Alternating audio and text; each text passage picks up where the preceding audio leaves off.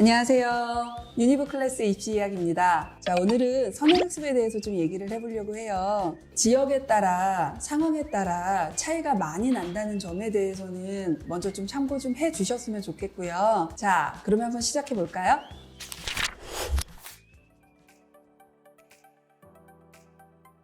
아주 그냥 간단하게 보면 뭐 중학생이 고등학교 과정을, 고등학생이 대학교 과정을, 그렇죠, 미리 공부를 하는 것을 금지하는 것 정도를 선행학습 금지법의 기본 취지다라고 보시면 될 것 같아요.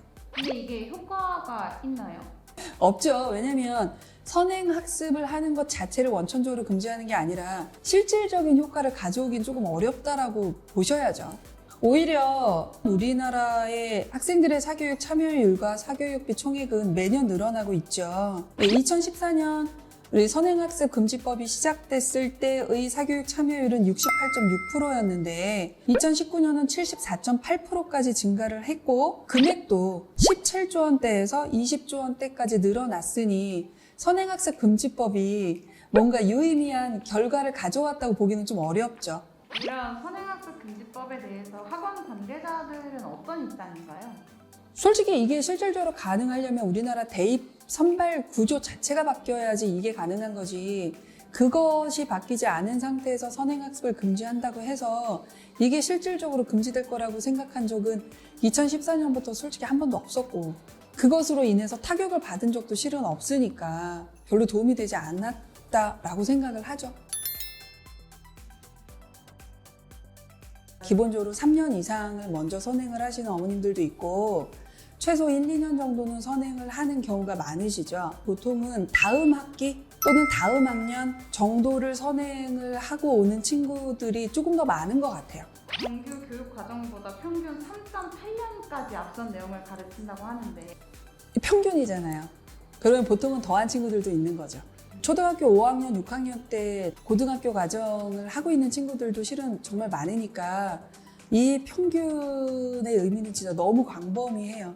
앞서서 공부를 하면 이 효과가 있어요. 근데 효과가 있는 친구들도 있기는 해요. 부모의 의지와 부모의 열성만으로 선행을 하는 건 별로 효과가 없어요. 그건 확실해요. 근데 아이도 스스로 내가 가고자 하는 방향이 뚜렷해서 부모님이 잡아주신 라인을 되게 성실하게 따라가는 친구들이 있거든요. 아이가 스스로 필요성을 못 느끼거나 아이하고 충분히 이 부분에 대해서 얘기가 되지 않은 채로 부모님이 일방적으로 과외를 잡으시거나 선행을 하시는 경우는 솔직히 고등학교 올라와서 도움 안 되는 경우 많아요. 일단은 내 아이의 현재 과정을 얼마나 이 아이가 잘 따라가고 있는가를 먼저 좀 체크를 해보시는 게 중요하지 않을까. 저는 그렇게 생각을 해요. 선행학습을 하는 학생의 비율이 얼마나 되는 것 같으세요? 대치동은 안 하는 친구가 거의 없다고 보시면 돼요. 안 하는 경우는 자기의 가치에 의해서 선행학습은 무의미해 해서 아예 안 하시는 부모님들도 있으시거든요. 사교육을 받는 목적을 조사한 결과는 학교 수업 보충을 위해서 한다가 대략 50% 정도, 그 다음에 선행학습을 위해서 한다가 23.7% 정도, 진학을 준비하기 위해서 사교육을 받는다가 14.5% 정도로 현재 나타나고 있어요. 본격적으로 어머님들이 심사숙고하기 시작하는 건 시작이 거의 중3 정도이신 것 같고 관심이 매우 깊어지시는 시기는 고등학교 2학년이라고 보여져요. 학생들한테 선행을 시키는 이유가 뭘까요? 그건 너무 당연한 어머님들의 심리시죠. 다른 아이들도 다 했다는데 우리 아이만 선행을 안 하고 고등학교를 들어갔을 때 얘가 내신을 못 받으면 어떡하지? 또는 그것으로 인해서 내 아이가 갑자기 좌절을 느끼고 열등감을 느끼면 어떡하지? 이러한 심리가 선행학습을 당연히 의뢰하게 되는 이유이지 않을까 싶어요. 선생님은 선행학습 꼭 필요하다고 보세요? 원하는 대학을 가기 위해서는 필요한 부분이 있죠. 특히 수학하고 과학 부분에서는.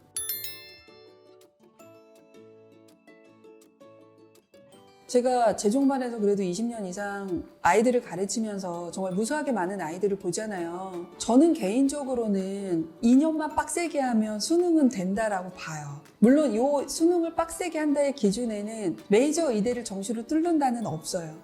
고등학교 애들을 기준으로 해서 대입까지 바라볼 때를 기준으로 말씀을 드리면 이과 친구들의 경우는 고1 여름방학 정도에는 자기가 가고자 하는 진로와 관련된 과학의 한 2과목 정도는 선행을 시작해야 하지 않을까 생각이 들어요. 그러니까 수학의 경우도 그 정도가 되면 수1은 어느 정도 끝내고 수2 정도까지는 최소 들어가는 정도, 아니면 수1은 조금 더 심화까지 들어가는 정도, 이 정도 선이면 적절하지 않을까 싶고요.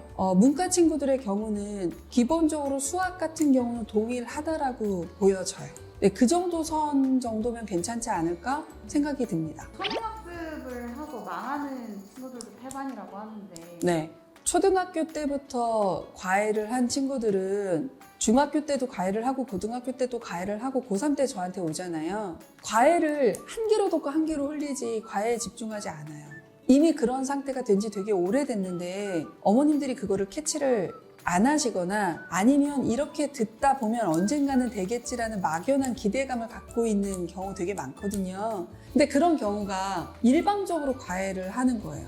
아이의 니즈나 아이의 욕구나 아이하고 대화도 안 해보시고, 그런 경우에는 정말 선행학습을 하거나 과외를 하거나 어떤 학원을 다니시든 아무리 비싼 수업을 하셔도 크게 의미가 없다라고 저는 생각해요. 선행의 최소 기준이 있다면 뭘까요? 고등학교 1학년 올라오는 시기 정도에 수원까지는 끝내시고 올라오셨으면 좋겠다. 과탐은 통합과학을 떠나서 과탐의 원과목 하나 정도는 훑고 들어오는 정도는 하셨으면 좋겠다. 보통은 과외보다는 한 68% 정도는 학원에서 선행을 진행을 하는 걸로 알고 있어요. 인강으로 하는 친구들도 꽤 많이 봤어요, 저는. 개념은 인강으로 돌려도 저는 충분하다라고 생각해요.